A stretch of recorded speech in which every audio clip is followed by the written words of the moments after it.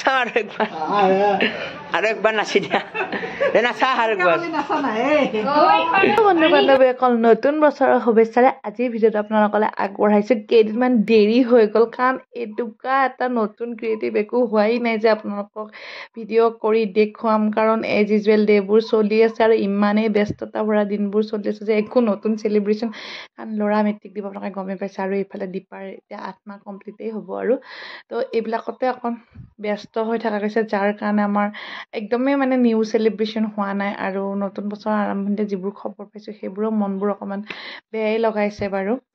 এইপিনে তথাপিতো কেইদিনমান আগত আমাৰ ঘৰত এটা সৰুকৈ অনুষ্ঠান গ'ল। সেই অনুষ্ঠানটোৰ কিছু ভিডিঅ' ক্লিপ মোৰ কেমেৰামেনে ৰাখি থৈ দিছিলে, মানে আমাক কুহুৱে ভিডিঅ' কৰি থৈ দিছিলে, তো সেইখিনি আপোনালোকলৈ আগবঢ়াইছোঁ। কাৰণ মই আপোনালোকৰ পৰা ডিছকানেক্ট হৈ যাবলৈ একেবাৰেই মন নাই, কিন্তু দুখিত যে মই একো এটা ভিডিঅ' ভাল কণ্টেণ্ট এটা আপোনালোকক দেখুৱাবও পৰা নাই। এনেধৰণে ঘৰুৱা ভিডিঅ'বোৰৰ জৰিয়তে আপোনালোকৰ লগত কানেক্টেড হৈ থাকিবলৈ মানে ইচ্ছা কৰিছোঁ। তো এয়া আমাৰ নাম পাৰ্টিৰ নাম অকণমান শুনি লওক।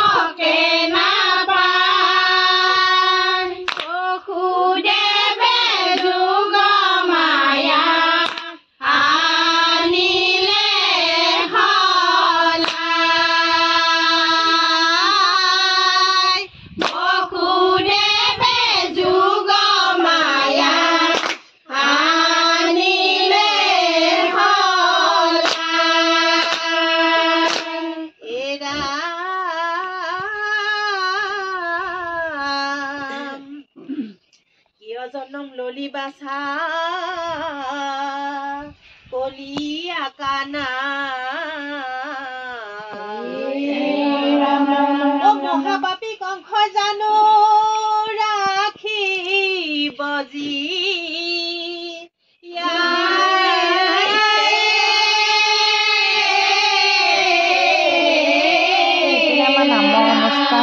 হৈ গ'ল। লাষ্টত জলপান ব্যৱস্থা কৰিছিলোঁ, সেয়া জলপানৰ কাৰণে ৰেডি কৰি আছে মা। দীপাই পুৰি ভাজি বনাই আছে। আৰু লগতে মই ভিডিঅ'টোৰ জৰিয়তে এটা কথা কওঁ, সকলোৱে যেন আশীৰ্বাদ কৰে একটো ল'ৰাৰ এক্সাম আৰু দীপা যেন ভালে ভালে বেবীটো জন্ম হৈ যায়, একো অপায় অমংগল বা অসুবিধা নহয়, সকলোখিনি ভালে কুশলে মানে পাৰ হৈ যাবলৈ আপোনালোকে সকলোৱে ভিডিঅ'টোত আশীৰ্বাদ কৰিব।